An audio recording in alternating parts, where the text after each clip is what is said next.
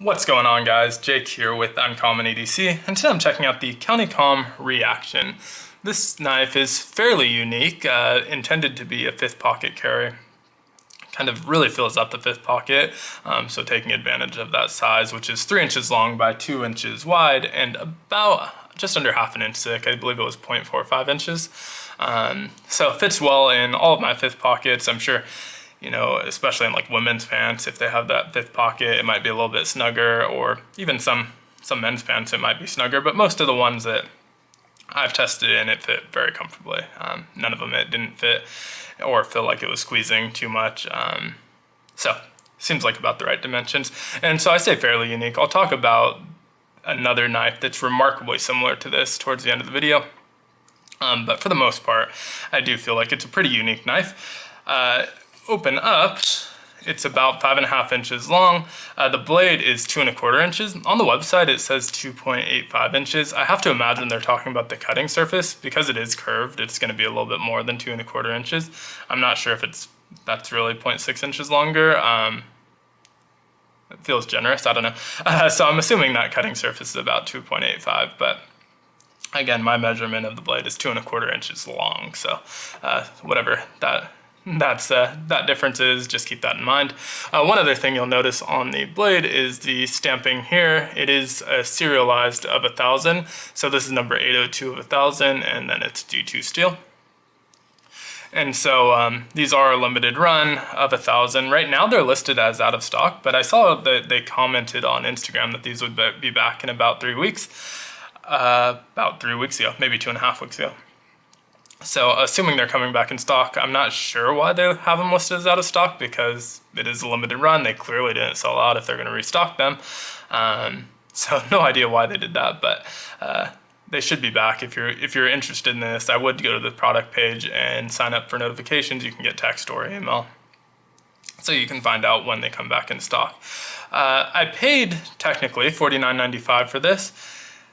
I say technically because they do have a reward program, and I shop at Countycomm quite a bit, so I had a $50 off reward, and so I basically got it for free. I did pay for shipping, which was a few dollars because I didn't hit that $99 threshold, but didn't really have anything else that I wanted to order at the moment, so didn't feel like it was worth it to spend to get to that free shipping threshold. But I was effectively able to get this for free, paid a few dollars, and I had a few dollars on my PayPal, so nothing actually hit my bank, which was nice.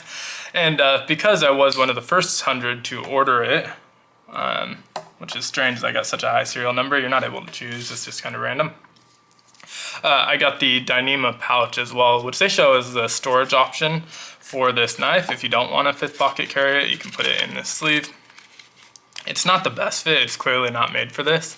And I probably won't really use this. I guess if you're planning to put this down in your main pocket, it's to keep stuff from banging up against it.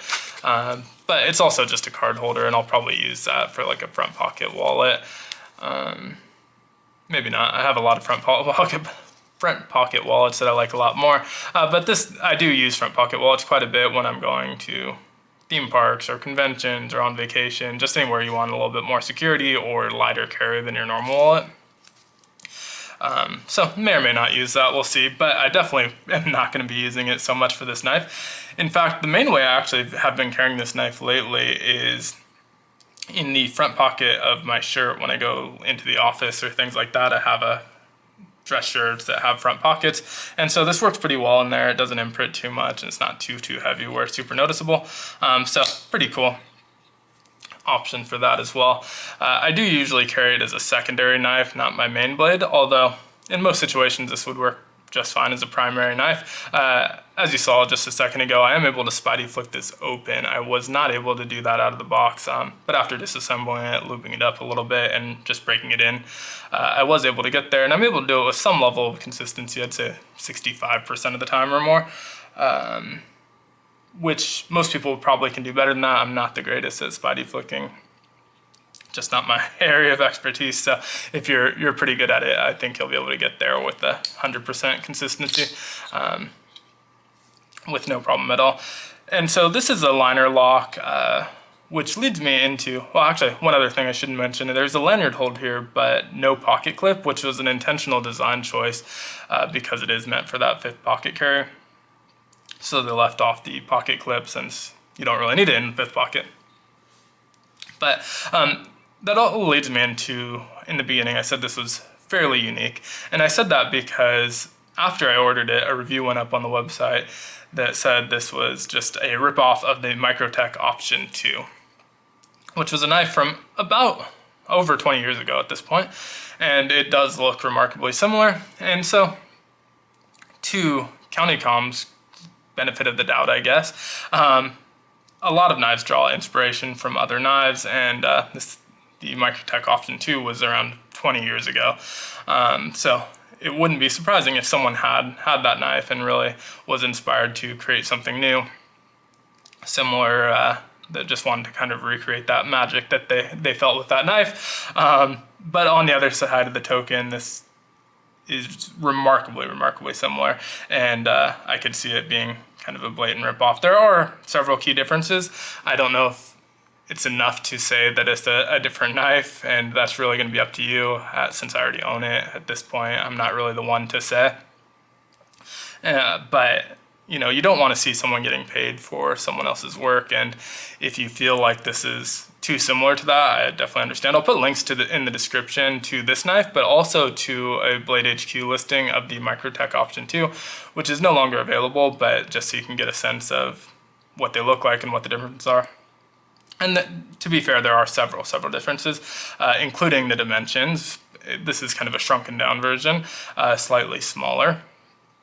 The screw configuration is slightly different. This one has a lanyard hole where the Option 2 does not. The thumb hole, this one's kind of an oblong oval, whereas the thumb hole on the Microtech Option 2 is more triangular.